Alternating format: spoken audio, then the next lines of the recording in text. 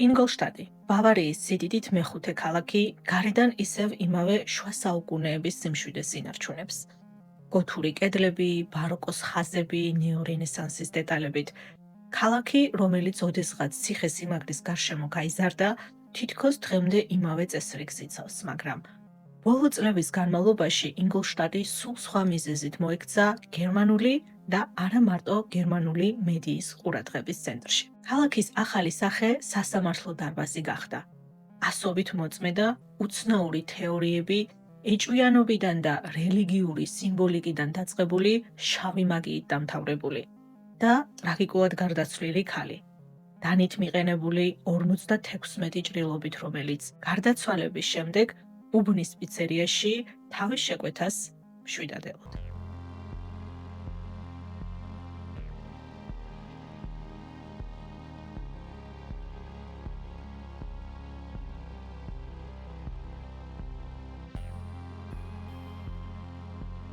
(2022 წლის 16 აგვისტოა). თბილი ზაფხული საღამო ბავარიაში. მიუნხენელი წყვილი ქალიშვილზე ღელავს. შაჰრაბანი 23 წლის ენერგიული გოგონაა, კოსმეტოლოგი და ინფლუენსერი საკუთარი სალონით. იმ დღეს, როგორც მშობლებს უთხრა, ინგოლშტატში ჩავიდა ძველი ბინიდან ფოსტის ასაღებად. არაფერი განსაკუთრებული მისთვის ჩვეული რუდი. მაგრამ უკვე საღამოს 10 საათია და შაჰრაბანი არ დაბრუნებულა. მშობლები ვერ უკავშირდებიან და გადაწყვეტენ შაჰრაბანის საძებნელად წასვლას. მიუნხენიდან ინგოლშტატამდე დაახლოებით 80 კილომეტრია 1 საათის სავალი გზა A9 ავტობანზე. შეიძლება იფიქროთ, ცოტა გადაჭარბებული ხომ არ არის საღამოს 10 საათი 23 წლის გოგონას საძებნელად წასვლა, მაგრამ რამოდენიმე სხვა მიზეზთან ერთად ერთ-ერთი მთავარი, რის გამოც მშობლები ღელავდნენ, იყო ის, რომ შაჰრაბანი ყოფილი ქმრის რავენის ბინაში მიდიოდა.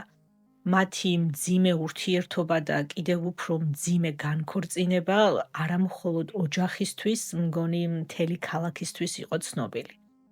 ამიტომ მშობლებისთვის ეს უბრალოდ აგვიანება არ იყო. ეშინოდათ, რომ რავენის და შაჰრაბანის შესაძლო შეხვედრა მშვიდად არ ჩაივლიდა. შაჰრაბანი გერმანულ ერაყული ოჯახიდანაა. მისი მშობლები ჩრდილოეთ ერაყიდან არიან და იეზიდების რელიგიურ თემს მიეკუთვნებიან.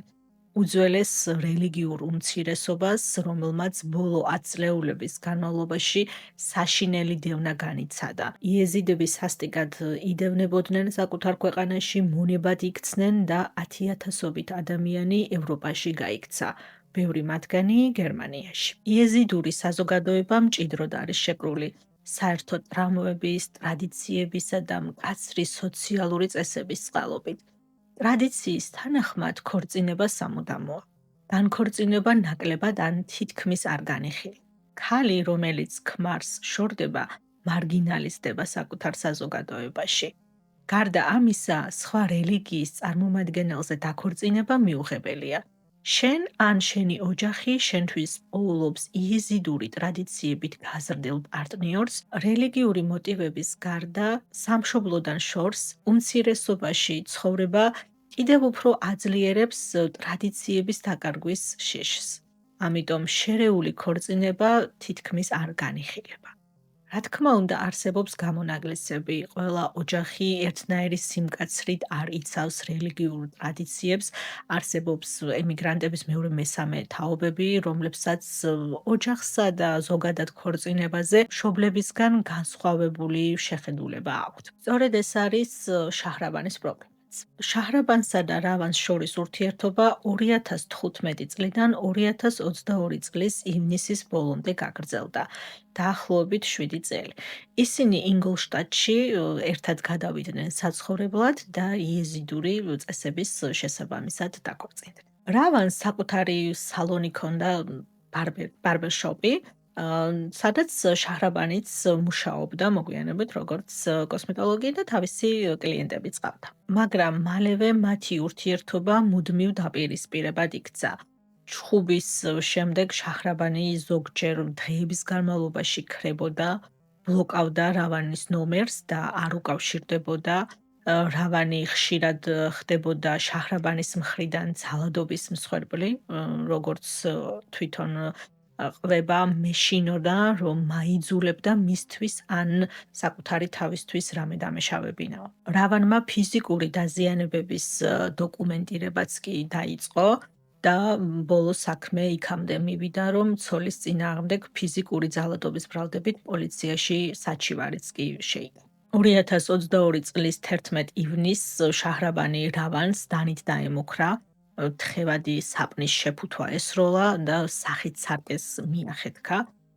ინგოლშტატის რაიონულმა სასამართლომ შაჰრაბანის წინააღმდეგ ქართულად როგორ ქვია შემაკავებელი ორდერი გასცა, ანუ როცა მიახლოება აიგრძალა რევანთან. რევანმა შაჰრაბანის საერთო ბინიდანაც გააგდო, ორ ოჯახს შორის შუამავლობის შეხვედრაც ჩაიშალა, როგორც გითხარით, იეზიდებთან განქორწინება ასეთი უბრალო თემა არაა და მათ დაშორებას ორივე ოჯახიდან უფროსები უხუცესების შეხვედრაც მოყვა, მაგრამ მათი შერიგება ვერ მოხერხდა. რევანი და მისი ოჯახი, განსაკუთრებით მისი ძმა, საკმაოდ მტრულად იყვნენ განწყობილნი შაჰრაბანის მიმართ, რაც მართალი რომ გითხრათ არ მიგვერს. რამოდენიმე მაგალითს თუ გადახედავთ შაჰრაბანის მის მეუღლის ოჯახთან ურთიერთობის მარტივად მიხვდებით რატომაც. მაგალითად 2018 წელს შაჰრაბანი ელექტროშოკერით რავანის ძმას თავს დაესხა. მოდით აქ პატარა გადახვევა გავაკეთოთ, იმიტომ რომ არ ვიცი რამდენი მოგიყვეთ ამ პატარ-პატარა ისტორიებიდან, მართალი რომ გითხრათ, წესით საერთოდაც ეს ვიდეო წინა კვირისთვის მქონდა დაგეგმილი, მაგრამ ამ ისტორიაში რაც უფრო მეც კითხულობ, უფრო და უფრო მეტი სიგიჟეა და უფრო დიდი მასალა იყრის თავს. ყველაფერს ვერც მოგიყვებით ისედაც, ეგეც მესმის, მაშინ მთელი დღე უნდა ვისხდეთ აქ, მაგრამ ეს მომენტი არის ძალიან უცნაური, არ ქვია ამას, რაღაც არაჯანსაღი, მარაზმული სიტუაციის და ურთიერთობის პიკი. მოკლედ, შაჰრაბანი სახლში შეუვარდა რავანის ძმას ელექტროშოკერით და კისერში არ ვიცი რა ზმნა გამოიყენება ამ დროს ქართულში. დაათეიზერა მან ის თეიზერით დაარტყა, არ ვიცი რამდენად არის ვეფხისტყაოსნის და მერანის ენა ამ ყველაფრისთვის მზად, მაგრამ მოკლედ, ეს სასამართლო პროცესის პროტოკოლში არის აღწერილი, ეს სიტუაცია და ძალიან საინტერესოდ იკითხება, იმიტომ რომ უჩივლეს შაჰრაბანს და გითხულობ, რომ შაჰრაბანი შევარდა რავანის ძმის სახლში, კისერში თეიზერი დაარტყა რავანის ძმას. როგორ ჩანს, ესეთი ძლიერი მუხტი არ ქონდა ამ თეიზერს, არ ვიცი, ამ ბიჭმა გონება არ დაკარგა, ან დაკარგოს თუ არა და მაგ დროს გონება, ეგეც არ ვიცი მართალი რომ გითხრათ, მაგრამ მოკეთ შემოუბრუნდა ეს ბიჭი შაჰრაბანს და ეს ერთმანეთს თვალებში ჩახედეს. შაჰრაბანმა დააგდო ეს თეიზერი, ბუდიშების მოხდა დაიწყო და გავარდა სახლი.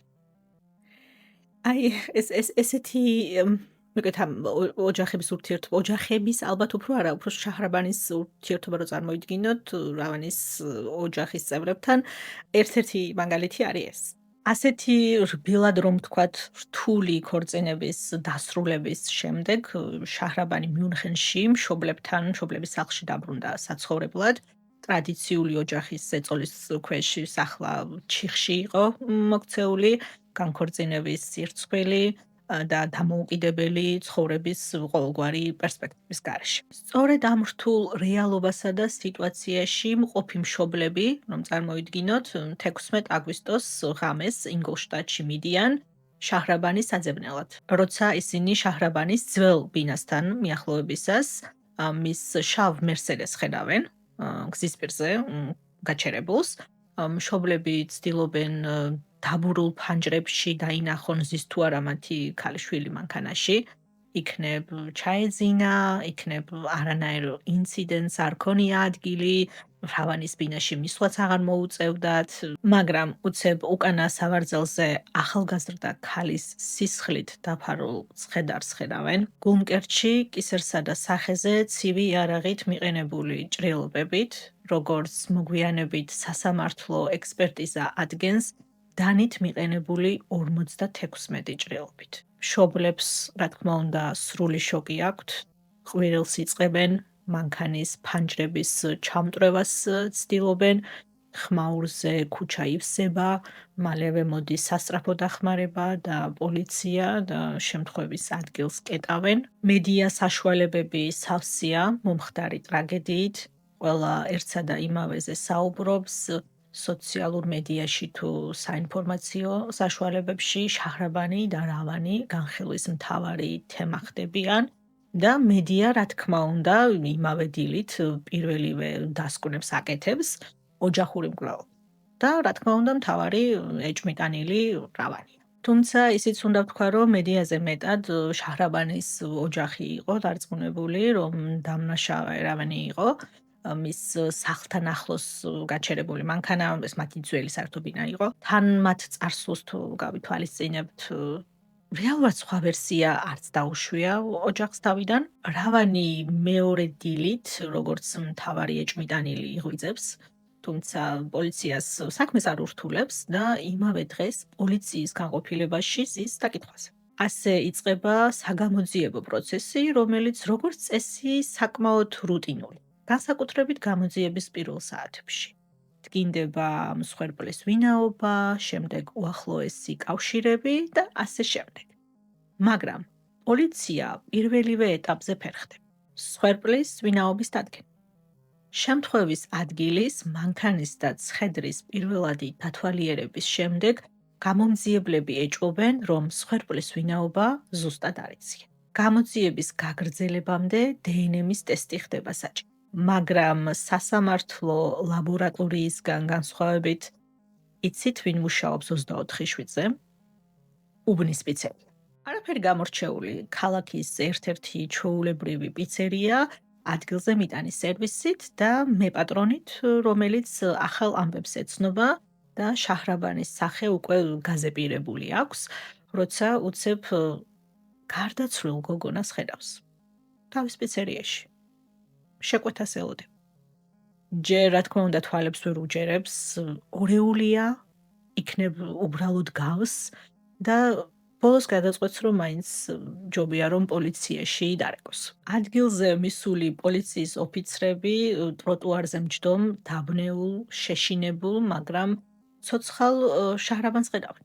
და პოლიციის განყოფილებაში მიყავთ. ეს პიცერიის ვიდეო ჩანაწერი, რომელზეც გარდაცვლილი შაჰრაბანი თავის შეკვეთას ელოდება, ვირუსულად ვრცელდება ინტერნეტში. და შემდეგ დაახლოებით ერთი კვირის მოგვიანებით პოლიცია დნმ-ის ანალიზის პასუხს ოფიციალურად ავრცელებს და ადასტურებს, რომ 16 აგვისტოს მერსედესის უკანა სავარზელზე ნაპოვნი ახალგაზრდა ქალის ცხედარი არა შაჰრაბანი, არამედ ხადიჯა იყო.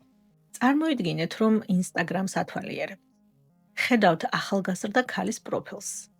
ერთი წუთით ჩერდებით და ფიქრობთ, მოიცა ეს მე ვარ, ჩემი ფოტოა?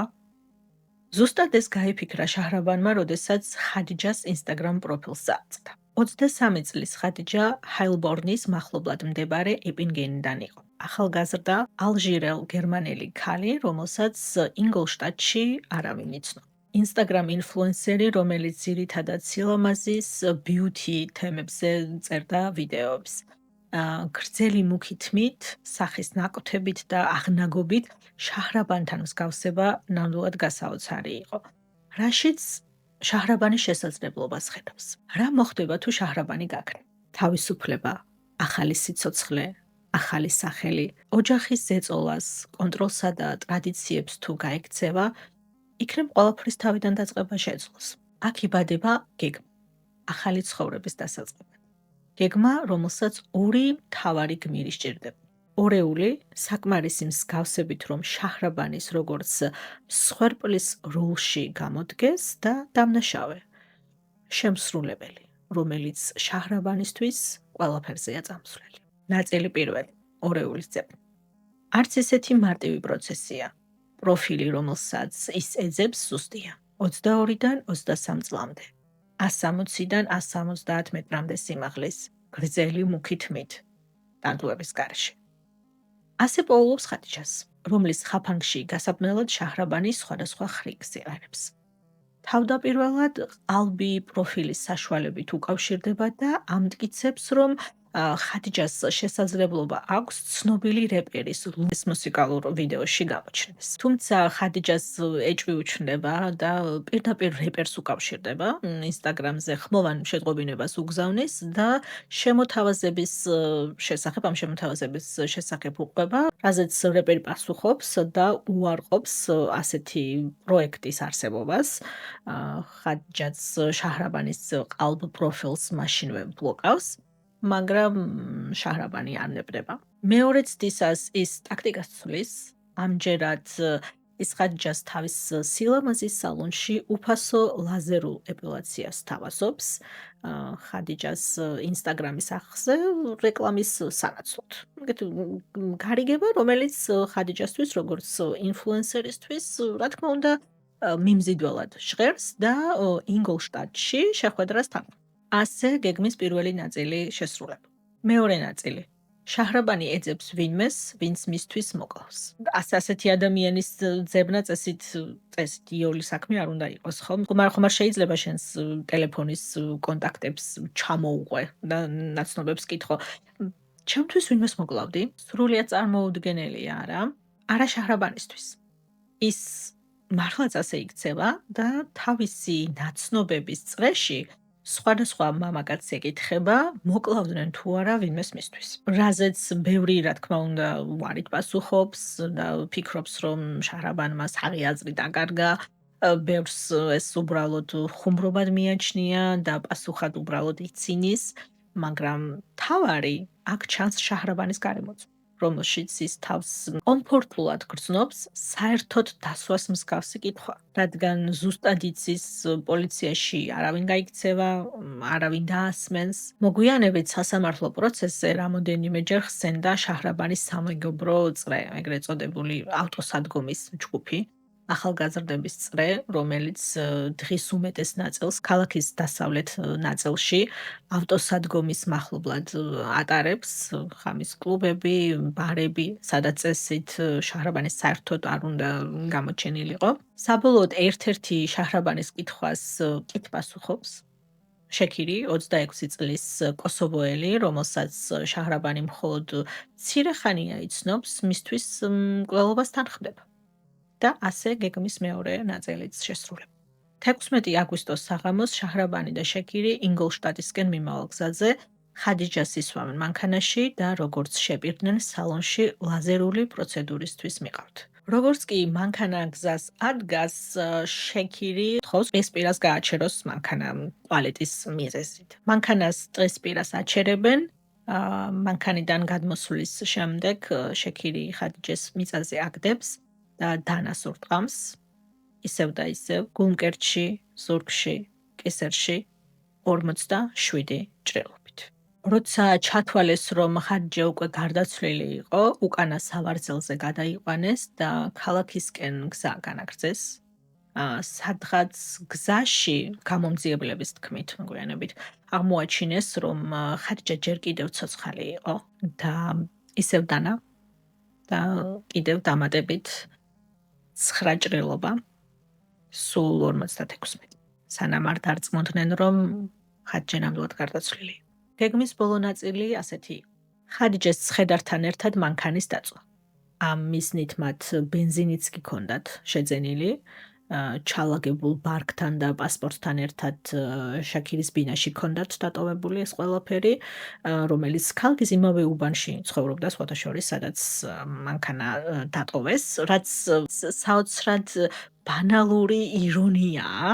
მანქანას აპარკინგებენ, ხადიჯას ცხედარს შიგნით მანქანაში ტოვებენ უკანა სავარძელზე და შაქირის ბინაში ადიან. ბენზინის ჩამოსატანად. არ ვიცი, შეიძლება გამოიცვალეს კიდეც და პატარა შესვენება გააკეთეს, სანამ გეგმას დაასრულებდნენ, მაგრამ სანამ მანქანის დასაწვევად დაბრუნდებოდნენ, შაჰრაბანის მშობლები ბოლობენ მანქანას, რომლებიც უკვე მთელი საღამო თავის შვილს ეძებდნენ. ანუ 5 წუთით ადრე რომ მოესწროთ მანქანის დაწვა, ან შაჰრაბანის მშობლები სხვა ქუჩით რომ გასულიყვნენ მის ამარზე. უკვე სულ სხვა სიტუაცია დახვდებოდათ ამ ავტოსადგომზე. კი ალბათ გაჩერდებოდნენ ცეცხლმოკიდებული მანქანის დანახვისას, შეიძლება თავიანთი შვილის მანქანაც ეცნოთ, თუმცა ცხედარი დაწვას მოასწრებდა. და იდენტიფიცირება ბევრად გართულდებოდა, საერთოდ თუ იქნებოდა შესაძლებელი. თუმცა შაჰრაბანის მშობლებმა, რომლებმაც ქალიშვილის გეგმის შესახებ არაფერი იცოდნენ და მასზე ხელავდნენ, მერსედესი დაწვამდე იპოვეს. 2024 წლის იანვარში ინგოლშტატის საოლქო სასამართლოში დაიწყო გერმანიის უახლესი ისტორიის ერთ-ერთი ყველაზე სანახაობრივი სასამართლო პროცესი. 56 დღიანი მოსმენა, თითქმის 1 წლის განმავლობაში მიმდინარე სასამართლო პროცესი, 190 დასახელებული მოწმე, თავიდანვე ცხადი იყო, რომ ეს ჩვეულებრივი სასამართლო პროცესი არ იყო. სასამართლო პროცესის დაწყებისას შაჰრაბანმა ხმამაღლა წაიკითხა 10 გვერდიანი ჩვენება, განცხადება, ასე ვთქვათ. მასში მან მხოლოდ ის აღიარა, რომ მანქანაში იმყოფებოდა და მკვლელობის სცენას შეესწრო.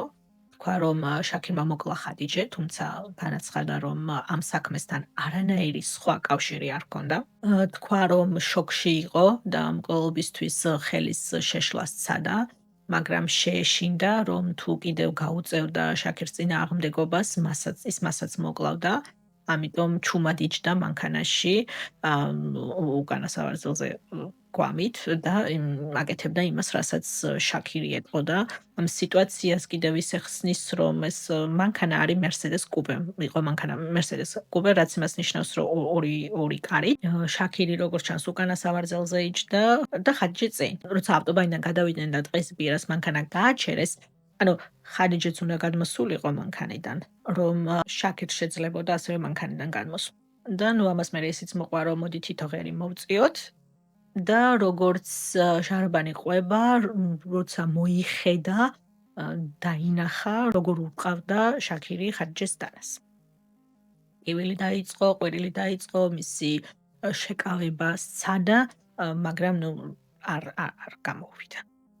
თან ძალიან ყოველგვარი ემოციის გარეშე, როგორც არ ვიცი, რეფერატი რა წაიკითხოთ, ზუსტად ერთ-ერთ სტატიაში ეწერა ეს ერთ-ერთი დამკვირვებლის შეფასება ჟურნალისტი იყო, მე მგონი, რომელიც დარბაზში ესწრებოდა ამ პროცესს და იდეალურად ქონდა ეს ხუთეშორის აღწერა, აი მოსწავლე რომ გაკვეთილზე რეფერატს კითხულობს. ყოველგვარი ზედმეტი ემოციის გარეშე, აი დავალება, რომელიც ნიშნისთვის შეასრულა, აი ესე იჯდა სასამართლო დარბაზში და კითხულობდა ამ 10 გვერდიან განცხადებას, ჩვენებას, ასე ვთქვათ, სადაც დეტალურად აღწერდა ამ ყველაფერს ყოველგვარი ემოციის გარეშე. თუმცა უნდა ვთქვათ, რომ ეს განცხადება უფრო მეტ კითხვას ბადებს, ვიდრე პასუხს იძლევა, მაშინ როგორ შეიძლება აიხსნას ის დიდი ჩემოდანი, რომელიც შაქთან ჰქონდათ დატოვებული პასპორტთან ერთად, თუ არაფერ შუაში არ იყო და სხვა არანაირი კავშირი არ ჰქონდა ამ საქმესთან.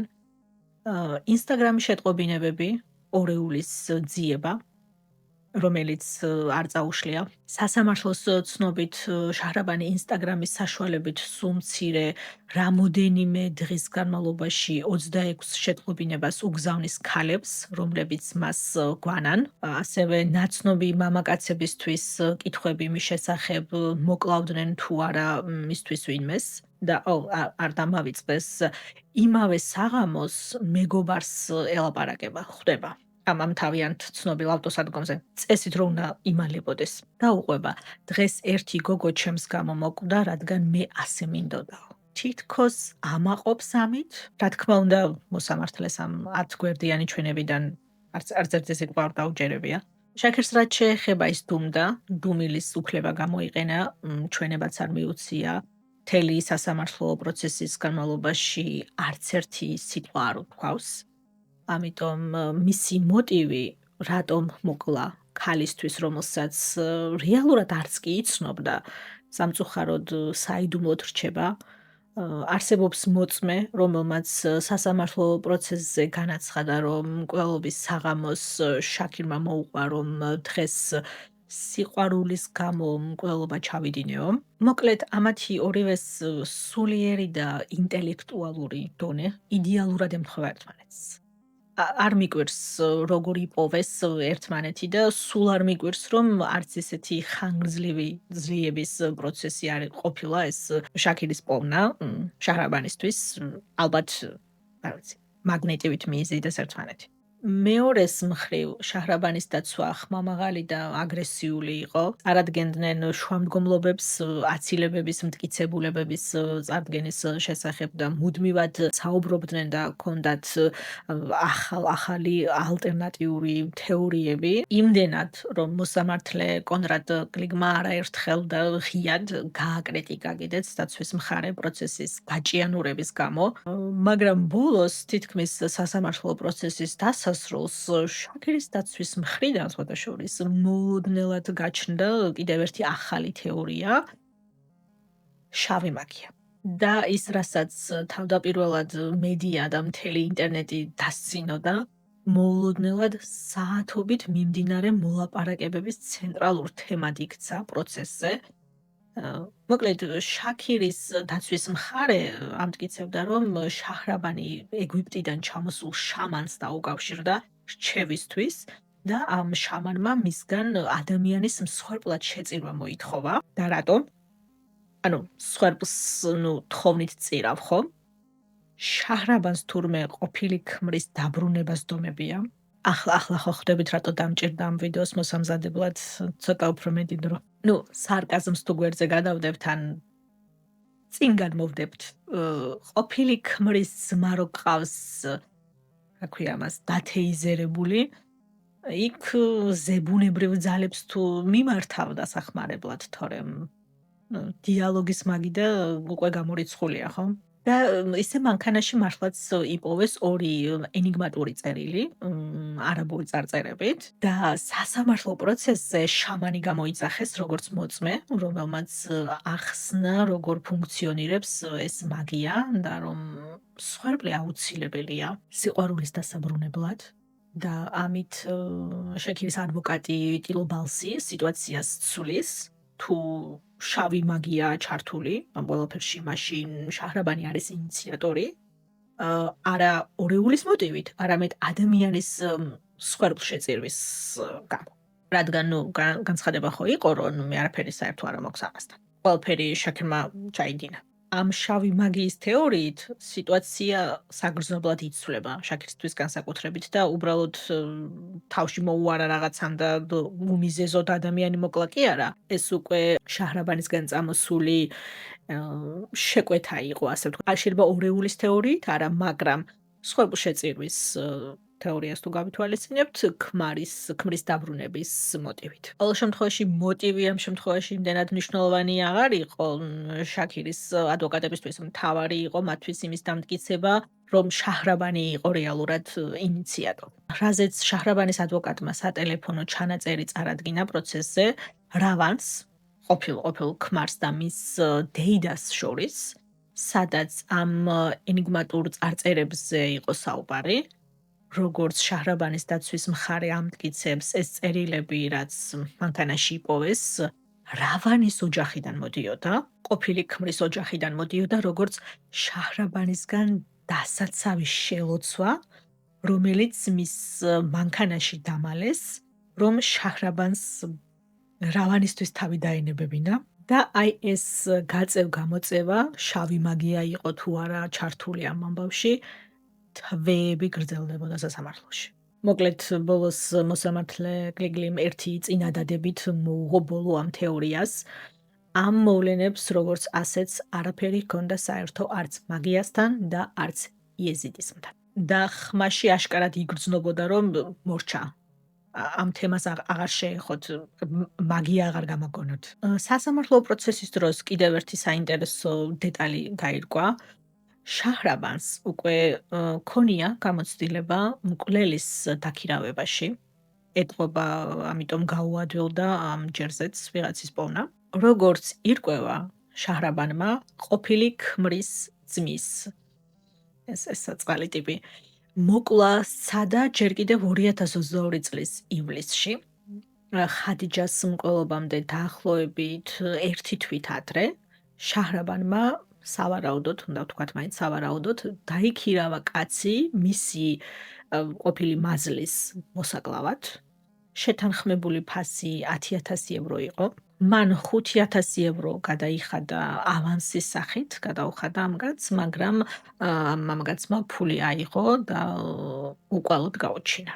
არ შეასრულა დაკვირდა. და შაქირს რაც შეეხება, ოღონდ ესეც დადასტურებული ფაქტი არაა. უეჭველ სიმართლეს ისე მიიღებთ, მაგრამ წინასწარი პატიმრობის დროს სავარაუდოდ მან თანაპატიმრის დარწმუნება სცადა, რომელიც მალევე გადიოდა ციხიდან, რომ გათავისუფლების შემდეგ მიმდინარე სასამართლო პროცესზე 5 მთავარი მოწმე მოეყვა. სია იპოვეს კამერაში სახელების ჩამონათვალით, რომელიც ასევე მოწმეები იყვნენ ამ საქმეში, პლუს და მინუს ნიშნებით გვერდზე. რაზეც ინტერპრეტაციის ამბავია ხომ, არ ვიცი, შეიძლება ისიც ყოფილიყო, ვინ იტყვის ჩემზე რაღაც პოზიტიურს და ვინ რამე ნეგატიურს ჩვენების მიცემისას პროცესზე, ხო? ანუ პლუსი და მინუსი. მოკლედ, ესეც განხილვის თემა იყო და მინდოდა რომ მეხსენებინა, თუმცა რაღაც ესეთი დადასტურებული ზუსტი თემა არ არის, რომ მართლაც შეუკვეთა კიდევ 5 უდანაშაულო ადამიანის მკვლელობა იმ მიზეზით, რომ სასამართლო პროცესზე ამ ადამიანებს ჩვენება არ მიეცათ. თუმცა ფანტაზია აქვთ ისე ორივეს. ისიც ის რავანის ყოფილი ქმრის ძმის მკვლელობაც ეს საინტერესოდ იყო დაგეგმილი, ესე იგი უნდა გაეთიშა კაცს, ვისაც ფული გადაუხადა, უნდა გაეთიშა ეს ბიჭი, თავისი მანქანით წაიყვანა და ქალაქის მახლობლად ტბაში უნდა ჩაეძირა მანქანა, რომ მე ეს გვამიც და მანქანაც გამქრალიყო სკერზე დარჩენილიყო, ისე რომ ვერც კი ეპოვათ. თუმცა როგორც გითხარით, ეს ბოლო ორი ნაწილი ცოტა ისეთია. დიდი კითხვის ნიშნების ქვეშ, თუმცა ამ ადამიანების უკვე დადასტურებულ ისტორიას როცა ეცნობი, ხო, ფიქრობ, რომ კი რატომაც არა მაგაზეც იქნებოდნენ დამსვლელები. აქ რაც მინდა რომ გავარკვიო, სანამ უშუალოდ განაჩენზე გადავალ, არის გერმანიის სისხლის სამართლის სისტემა განსხვავებულად მუშაობს, ვიდრე ბევრი შეიძლება რომ ფიქრობდეს. გერმანიაში არ არსებობს ნაფიცი მსაჯულები, რასაც ამერიკული ან ბრიტანული სისტემიდან ვიცნობთ. ამის ნაცვლად რეგიონულ სასამართლოებს ყავთ ინგლისურად lay judges, გერმანულად Schöffen, რასაც ეძახიან. ესენი არიან მოხალისე მოსამართლეები, ალბათ ასე უნდა ვთქვა, იმიტომ რომ ჩვენ ქართულ სასამართლო სისტემაში არ გვყავს ეს ადამიანები, ამიტომ არ ვიცი ზუსტად ეხა ზუსტი ტერმინი გვაქვს თუ არა და როგორ ეძახიან ამ ადამიანებს, მაგრამ აი დაახლოებით რომ წარმოდგენა შეგიქმნათ, დაახლოებით რომ თარგმნო, იქნება მოხალისე მოსამართლეები, რომლებიც პროფესიონალ მოსამართლეებთან ერთად იღებენ გადაწყვეტილებებს როგორც ბრალეულობის, ასევე სასჯელის შესახებ. ეს მნიშვნელოვანია. ამ საქმეში მოსამართლე კონრად კლიგლი ხელმძღვანელობდა რეგიონულ სასამართლო პალატას, რომელიც პასუხისმგებელია ისეთ სერიოზულ დანაშაულებზე, როგორიცაა მკვლელობა. და ეს პალატა შედგებოდა 3 პროფესიონალი მოსამართლისა და 2 მოხალისე მოსამართლისგან, სულ 5 ადამიანისგან, რომლებსაც ერთად უნდა გამოეტანათ განაჩენი. მოხალისე მოსამართლეები ესწრებიან მთლიან სასამართლო პროცესს. უსმენენ ყველა მოწმეს და საბოლოოდ თანაბარი უფლებებით კენჭს უყრიან განაჩენს. მკვლელობისთვის გამამყუნებელი განარჩენისთვის საჭიროა 2/3 უმრავლესობა, რაც ნიშნავს 5-დან მინიმუმ 4 ხმას. ანგლო-ამერიკული სისტემისგან მთავარი განსხვავება ისაა, რომ აქ არ ვარჩევთ არაპროფესიონალი პირების მიერ დანაშაულის დადგენას, ანუ ნაფიცმსაჯულების მიერ დანაშაულის დადგენას და მოსამართლეების მიერ განაჩენის გამოტანას. ყველაფერი ერთობლივად წყდება.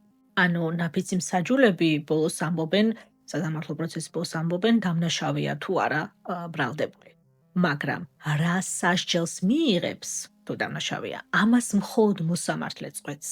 ამას რა თქმა უნდა ნაფიცი მსაჯულები არ წყვეტენ. აქ ცოტა სხვა სიტუაციაა. ეს 5 ადამიანი ამ ყველაფერს ერთდროულად წყვეტენ.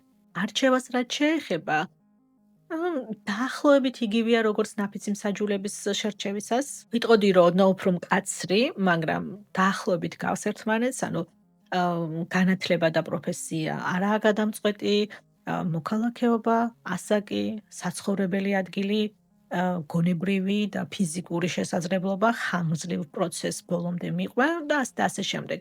დაახლოებით გვაქვს ყველა წარმოდგენა როგორ ხდება ნაფიცი მსაჯულების შერჩევა. აქაც დაახლოებით იგივე პროცესია, მაგრამ ოდნავ უფრო გამკაცრება. ანუ ამით იმისი თქმა მინდა, რომ მიუხედავად იმისა, რომ მოსამართლე კლიგლი პროცესის სახე და თავმჯდომარე იყო, გადაწყვეტილება მას მარტოს არ მიუღია. 2024 წლის 19 დეკემბერს თითქმის ერთწლიანი სასამართლო პროცესის შემდეგ მოსამართლეს განაჩენი გამოაქვს. შაჰრაბანი და შაკირი ორივე დამნაშავეა.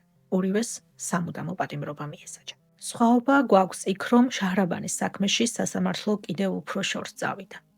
დაუდასტურდა დანაშაულის განსაკუთრებული სიმძიმით ჩადენა, ანუ დამამძიმებელ გარემოებას, რასაც ეძახიან. ეს ნიშნავს, რომ მას 15 წლის შემდეგ აპელაციის უფლება არ აქვს. ვადამდე გათავისუფლების უფლება არ აქვს. აქ ორი იურიდიული კრიტერიუმია მნიშვნელოვანი. წინასწარი განზრახვა, მკვლელობის დაგეგმა და დაბალი არარსებული მოტივი. ანუ არც კი იცნობდა ხადიჯეს. და შაჰრაბანი ორივე კრიტერიუმს აკმაყოფილებს, ასე ვთქვათ, ამიტომ მთელი ცხოვრების ციხეში გატარება მოუწევს. კლიგლი ამ საქმეს შემაშფოთებელს და აშკარად უჩვეულოს უწოდებს თავის საბოლოო განცხადებაში. ხადიჯა წმინდა შემთხვევითი მსხვერპლი იყო, მას არაფერი ცუდი არ ჩაუდენია, არავის იცნობდა, ის უბრალოდ გავდა ქალს, რომელიც მკვლელობას გეგმავდა. Ja, sie wollte ein neues Leben anfangen, weil ihres ein Scherbenhaufen war. So nannte es der Richter heute. Die Ehe mit ihrem Mann war gescheitert. Dadurch hat sie die Wohnung verloren, ihre Arbeit, einen Beauty-Salon verloren. Sie kehrte teilweise wieder zu ihren Eltern zurück, war da nicht mehr ganz so frei, wie sie es hier in Ingolstadt war, sondern musste sich natürlich da wieder in das Familienkonstrukt einfügen und war einfach sehr unzufrieden mit ihrem Leben. Das belegt so der Richter die Chatverläufe, die in der Beweisaufnahme eingeführt wurden, wo sie schreibt, sie kann nicht mehr rausgehen, ihr Leben wäre schlecht und sie hat dadurch einfach einen Ausstieg gesucht und dafür dann getötet.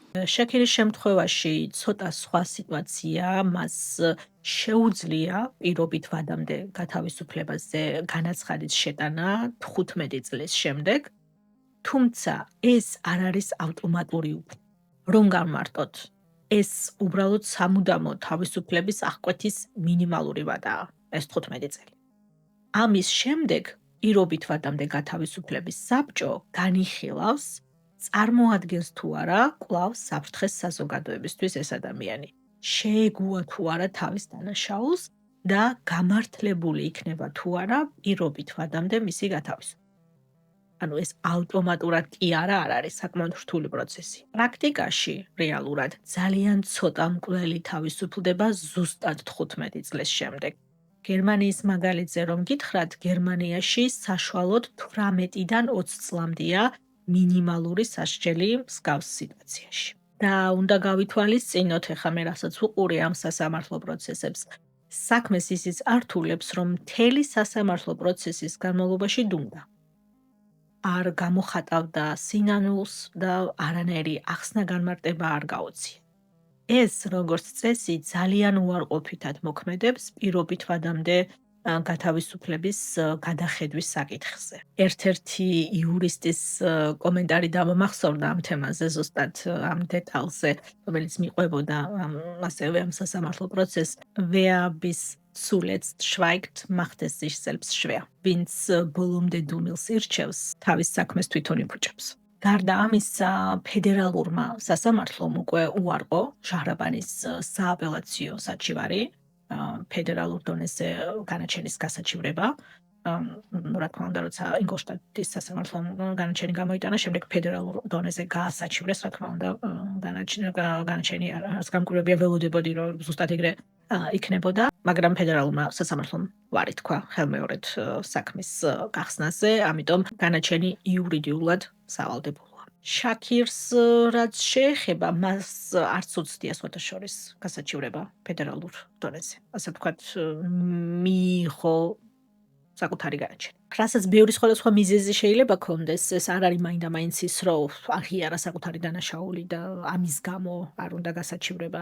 მსგავსი საჩივრები უნდა წარმოედგინოთ კიდევ ერთი ასეთი გრძელი, ხანგრძლივი, რთული სასამართლო პროცესი და როგორც ჩანს, ადვოკატებმა აუხსნეს და დაანახეს, რომ აზრი არ ქონდა ამ ყველაფერს. ეს იქნებოდა ფინანსურად ძალიან რთული, ასევე არც ის სულიერად თქვა, ხა მინდოდა მეთქვა, მაგრამ მე რო დავფიქრდი რა ვიცი, რომელ სულიერებაზეა საუბარი, მაგრამ ნუ მოკეთ ძალიან რთული პროცესი იქნებოდა და ყოველგვარი გარანტიის გარეშე სავარაუდოდ დაადასტურებდა ფედერალური სასამართლოს რეგიონალური სასამართლოს განაჩენს, ამიტომ აზრი არ ქონდა ამ ყველაფერს. ეს საქმე ძალიან საინტერესო დებატებს შლის, რამდენად შორს შეიძლება წაგიყვანოს ოჯახური ზეწოლისგან თავის დაღწევის მოტივმა. შაჰრაბანი მჭიდრო ტრადიციულ საზოგადოებაში იყო, როგორც თვითონ ამბობს, გამომწყვდეული, რაც გასაგებია, მის რეალურ სასოწარკვეთას არავინ უარყოფს, რამდენად მძიმე გავლენა შეიძლება ქონდეს გარემოცვას ადამიანზე, 100%-ით. მაგრამ ამ სასოწარკვეთიდან სრულიად უდანაშაულო უცნობის ცივსისხლიან მკვლობამდე მისვლა აი ამ უბსკულის რაციონალურად ახსნა არის უკვე რთული. თან კიდევ იმდენი დეტალია. მანქანის დაწვა რომ მოესწროთ.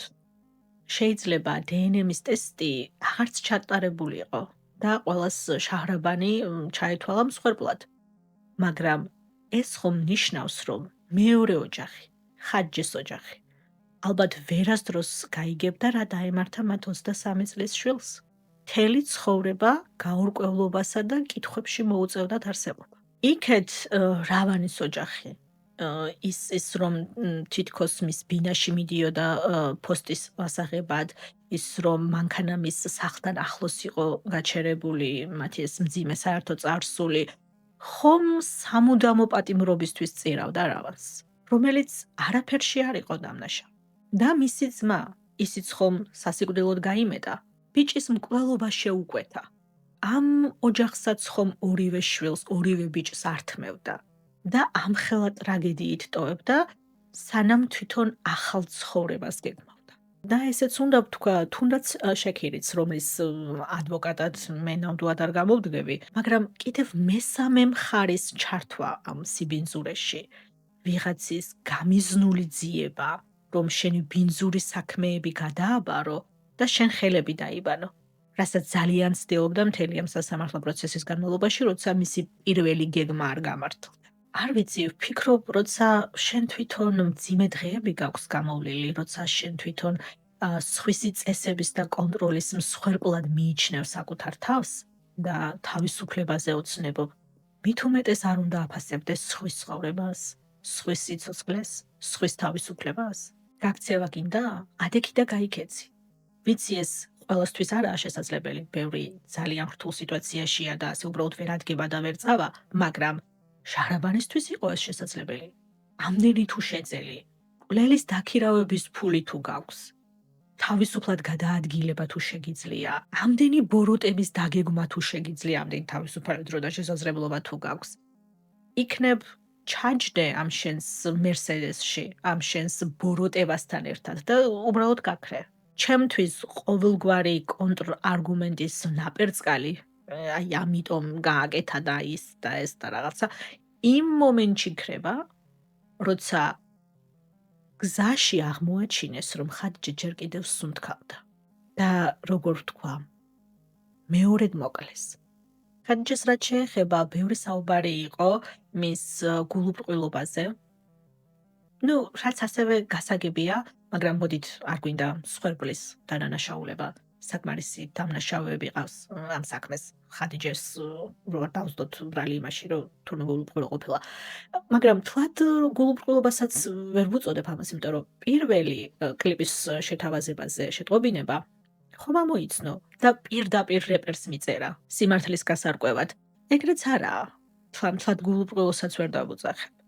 მერე ერთ-ერთი კომენტარი წავიკითხე, მანქანაში როგორ ჩაუჯდა უცხო ხალხსო და იქ ჰქონდა ვიღაცას საინტერესო პასუხი ამ კომენტარზე, რომ ორი უცნობი მამაკაცი რომ ჯდარიყო იმ მანქანაში, დარწმუნებული ვარ არ ჩაჯდებოდაო. ის ფაქტი რომ შაჰრაბანი იჯდა მანქანაში და ეს არის სავარაუდოდ ქალური სოლიდარობის მომენტი, რომ ქალის გვერდით თავი უფრო უსაფრთხოდ იგრძნო, სავარაუდოდ. ეს იყო მისი ყველაზე დიდი შეცდომაო და ეს ალბათ მართალიცაა. ალბათ წარმოიდგინა, რომ მეორე ქალის გვერდით მანქანაში უსაფრთხოდ იყო. თქვენ რას ფიქრობთ ამ დეტალზე და ზოგადად თქვენი აზრი მაინტერესებს კომენტარების სექციაში ამ საქმეზე. მე შემდეგი კვირის ვიდეოში გნახავთ. იქამდე კი თავს გავხსნით.